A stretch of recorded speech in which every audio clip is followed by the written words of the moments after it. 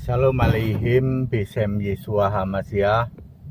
Salam sejahtera di dalam nama Tuhan Yesus Kristus. Saya Pendeta Henry Tandianta MPS. Kita akan membahas sebuah tema ya. Tema ini sebenarnya ini pertanyaan sudah lama, tapi karena biasalah ada orang yang ngeyeler, ngototer, tegar tengkuer, yaitu dari para Tritunggal itu. Begini pertanyaannya, yang dihukum di neraka itu apa? Yang dihukum di neraka itu apa ya? Tubuh atau roh? Nah udah gitu aja lah. Yang dihukum di neraka itu tubuh atau roh gitu ya. Apa ayo Bapak Ibu Saudara, ada yang bisa jawab nggak? Ya, orang yang mati, yang disebut orang mati ya, orang yang kelak mati kekal di neraka, yang dihukum itu apa Pak? Tubuhnya saja, atau jiwa, atau roh?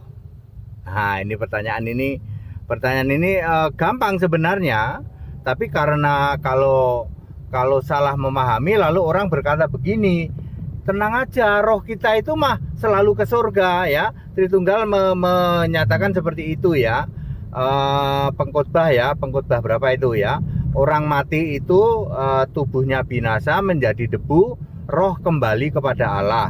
Lalu karena roh kembali kepada Allah, lalu dia bilang roh itu ya kembali ke surga, yaitu semua orang mati mau dosa mau nggak dosa kembali ke surga. Padahal yang disebut dengan kembali kepada Allah artinya kembali kepada wewenangnya Allah. Mau ditaruh di Firdaus atau ditaruh di alam maut, itu wewenangnya Allah. Lalu Bapak Ibu Saudara, ketika dihukum di neraka, yang dihukum apa Pak? Tubuh, jiwa, roh, atau tubuh jiwa saja atau rohnya? Sebenarnya ayat Alkitab sudah menjawab ya. Matius 10 ayat 28, perhatikan baik-baik. Matius 10 ayat 28, yang dibinasakan di neraka itu tubuh dan jiwa.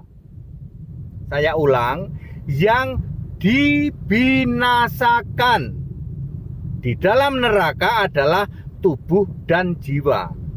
Tetapi Wahyu 20 ayat 10, yang disiksa siang dan malam adalah roh, yaitu iblis dan malaikatnya. Iblis kan roh, malaikat-malaikatnya juga roh. Jadi jawabannya adalah yang dibinasakan di dalam neraka adalah tubuh dan jiwa, sesuai Matius 10 ayat 28. Sedangkan yang disiksa selama-lamanya siang dan malam adalah roh manusia. Makanya manusia itu ada istilah mati selama-lamanya, itu disiksa terus itu. Ya, itu maksudnya. Sementara orang yang hidup adalah hidup kekal. Nah, bagi yang hidup itu tubuh, jiwa, dan roh. Bagi yang hidup ya, hidup kekal di surga itu tubuh, jiwa, dan roh. Yang mati masuk neraka itu yang dibinasakan tubuh dan jiwa, tapi yang disiksa roh. Clear toh jawabannya? Simple toh? 1 menit jawabannya ya. Jadi para Tritunggal yang ngototer, ngeyeler, tegar tengkuer, sekarang sudah terjawab. Yang dibinasakan beda dengan yang disiksa Pak. Kalau yang dibinasakan itu tubuh dan jiwa sesuai Matius 10 ayat 28. Tetapi kalau yang disiksa terus menerus ya, siang dan malam sesuai Wahyu 10 ayat 20 adalah roh. Di situ bersama iblis dan malaikatnya. Iblis itu roh atau bukan? Roh ya. Terus yang dibinasakan yang lainnya selain tubuh jiwa apa? Maut dan kerajaan maut dilempar ya. Musuh terakhir yang dibinasakan oleh Yesus adalah maut. Itu di dalam, kalau tidak salah, kalau salah ya, 1 Korintus 15 ayat 26. Kalau salah tolong di cross check ya. Aku sedang drive soalnya.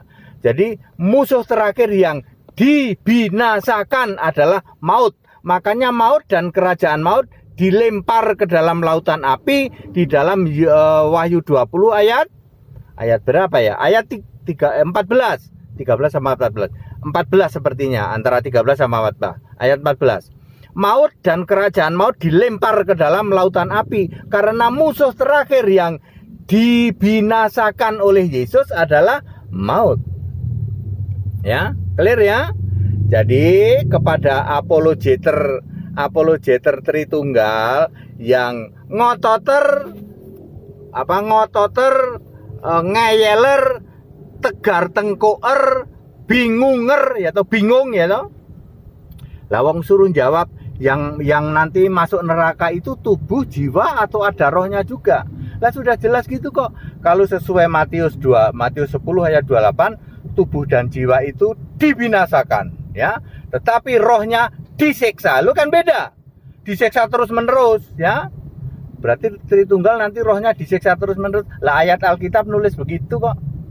Ya, bukan HTD yang ngomong ya. Makanya para apologeter ya yang ngototer, ngeyeler, tegar tengkoer, bingunger, tak kasih tahu. Kelak yang dibinasakan di neraka adalah tubuh dan jiwamu binasa, tetapi rohmu disiksa. Aduh ya, disiksa siang dan malam di dalam Wahyu 20 ayat 10.